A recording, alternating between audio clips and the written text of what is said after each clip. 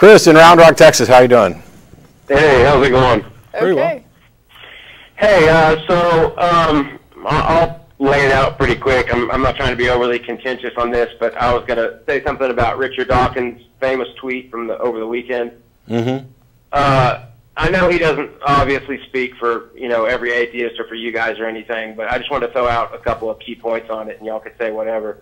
One is, I just found it kind of like a punch in the stomach, because I know in particular one family who have a really highly functioning Down syndrome child, and to say that it was inhumane to bring this kid into the world, I find that's a little tough for me. But and then the other 2 points. Number one, following this logic of what is a dignified life, whether or not you're taking care of yourself or not, or whatever the intelligence of the person is, whether or not it's inhumane or humane to bring that person into the world. I think that's quite a slippery slope right there. And then finally, I mean, just the whole idea of they're not independent. I mean, I think we're all intelligent enough in the ways of life and ecology and everything to know that none of us can really claim that we're completely independent anyway. Yeah, So, I will just say, just to kind of qualify that, and I'm not defending anybody, I'm just responding to this one part of your statement.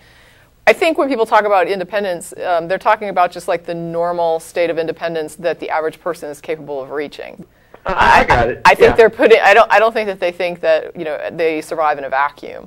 No, yeah, absolutely. Yeah. But what I'm saying is, and again, I'm not defending anything here. I'm just kind of pointing out that I'm pretty sure that when I hear somebody talking about that, I think of that context. Well, no, and that's the context I think of it. Yeah. But when I stop to think about it, I immediately go to the idea of, okay, well, what is the basis of this idea of independence? And I just think, a lot of people are people who have diseases, people who have, difficulties with, more run-of-the-mill psychological issues. They take medication for. Sure, people can be different levels of dependency on other people at different times in their lives. I mean, the idea that you're going to. I mean, all of us are dependent, obviously, as children.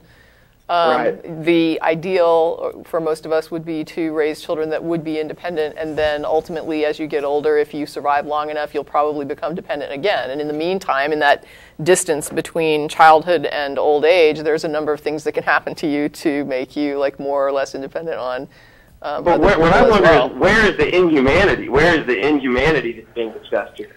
That's a personal question, I think. I mean, I think it's. I would never. This is the type of question I can't answer for other people. That's where I think it becomes really problematic, is when I start telling somebody else what they should or shouldn't do.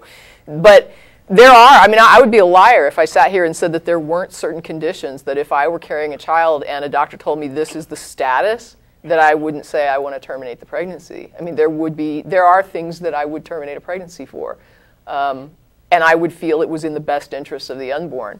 Now, that would be like my personal decision and up to me what I would be willing to gestate or not gestate. And I think when it comes to other people, it's up to them. I mean, as long as they're aware of what's going on and they've been informed and they understand what it is that they're facing for their future and what the child that they're going to bring into the world is facing for a future, and they think that they can handle that and cope with it, that's not my call. They're not asking me to cope with it. They're the ones that have to deal with their decision. So a couple points of clarification. First of all, Dawkins was challenged on this repeatedly, and then ended up doing a blog post where he kind of walked his comments back and changed what he was saying. The original tweet was in response to somebody who had asked, they were kind of unsure about what they should do if, in fact, they were pregnant and it was determined that the child had Down syndrome. And what Dawkins said was, abort it and try again. It would be immoral to bring it into the world if you have a choice. Now, first of all, he's expressing his opinion of the morality of the situation. Second of all, I disagree with him. And that I think what he's done, and since he's kind of clarified his position, I'm a little more confident in saying that the original tweet probably did not represent him accurately. It's an example of he's got a history of clumsily tweeting and assuming other people's motivations or phrasing something poorly, which is kind of peculiar for someone who's such a great, communicator of science. It's not, for example, my position is not that it's immoral to bring that child into the world. My position is that it is not immoral to terminate the pregnancy. That if that is, I can't tell you, what to do. It may not be, this may not be a moral question at all, other than to say that it would not be immoral to terminate. When you say it is immoral to go ahead and carry the child to term, you're making, first of all, you're basically saying that people are wrong to do this, which I don't agree with, because, if you're trying to assess quality of life based on your preference. Right. And it may be the case that, and as we've seen many times, there's plenty of people with Down syndrome who live happy, productive lives and bring joy to the people around them. So it's kind of short-sighted and presumptive.